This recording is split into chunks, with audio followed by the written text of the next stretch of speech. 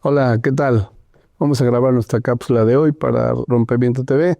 En esta ocasión vamos a hablar de una enfermedad que ocupa el segundo lugar en cánceres en las mujeres.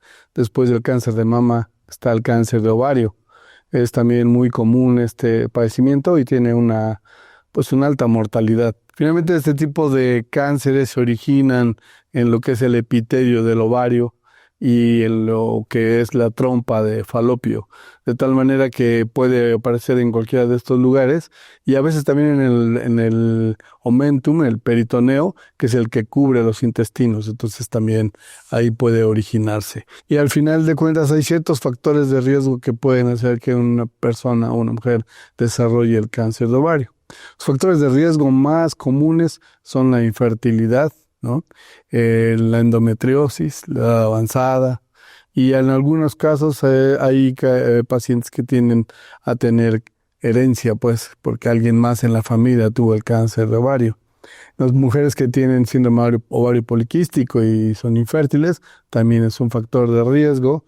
Y la endometriosis, que sabemos que es el dolor o lo que es la manifestación de las menstruaciones muy dolorosas y que encontramos tejido del endometrio de la parte interna de la matriz por fuera de la matriz y que también sangra y causa dolores intensos.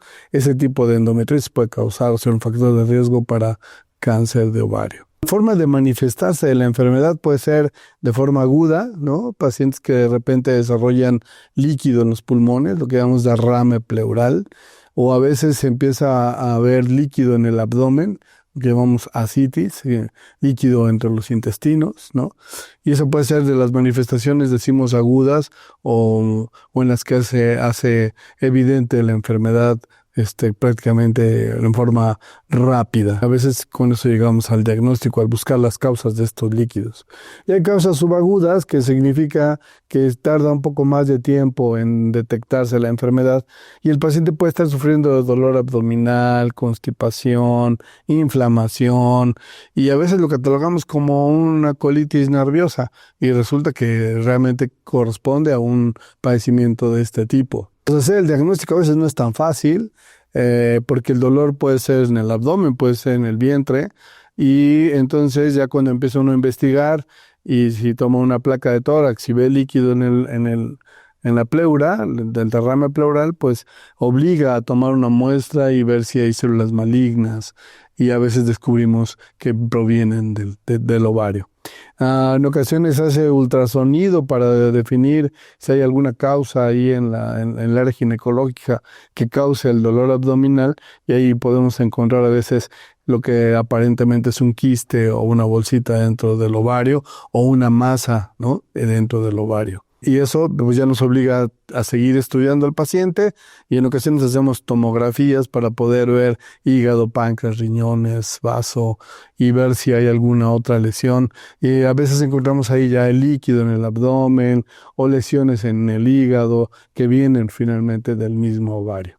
Entonces, lo que a veces ocurre cuando tenemos líquido ahí en el abdomen, pues tomamos una muestra y eso también lo mandamos a estudiar para ver si hay células malignas, así como lo hicimos en la aspiración del líquido pleural. Y con eso a veces llegamos al diagnóstico, porque el diagnóstico siempre es histopatológico, es decir, tiene que verse en el microscopio las células responsables del cáncer. Hay estudios de sangre que pueden ser útiles, por ejemplo, en sangre, lo que es el marcador tumoral, el CA-125, es un marcador de tumores. Quiere decir que si se elevan, la probabilidad de que esa lesión que tenemos en el ovario sea maligna es alta. Igual, cuando el paciente finalmente es intervenido, pues se toman lo que es la matriz, los ovarios, para poder ahí definir si existe o no este tipo de cánceres. Obviamente el estudio a veces se hace en el momento transoperatorio. El paciente está operando, se envía una muestra de patología, el patólogo la revisa y ya nos dirá hoy si hay lesiones o hay células malignas. Entonces, de acuerdo a eso se hace una cirugía más amplia.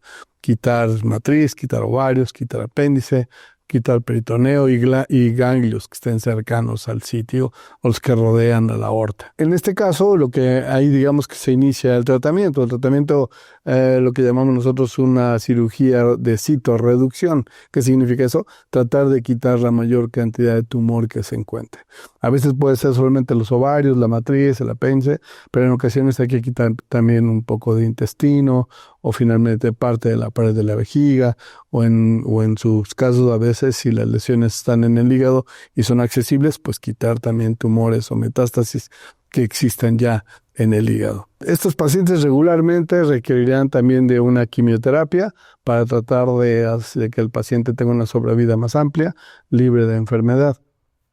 Cuando logramos quitar la mayor parte del tumor, cuando no quedan, digamos, lesiones o células malignas, el pronóstico es mejor. Obviamente, si la persona no es joven, si la persona es fuerte, está bien nutrida, pues debe de irnos mejor que cuando hay enfermedades que acompañan al padecimiento. También existe lo que llamamos la terapia neoadyuvante, que son algunos otros medicamentos que ayudan a la quimioterapia a prolongar la sobrevida del paciente libre de enfermedad o por lo menos con una sobrevida más allá de 70% a los 5 años.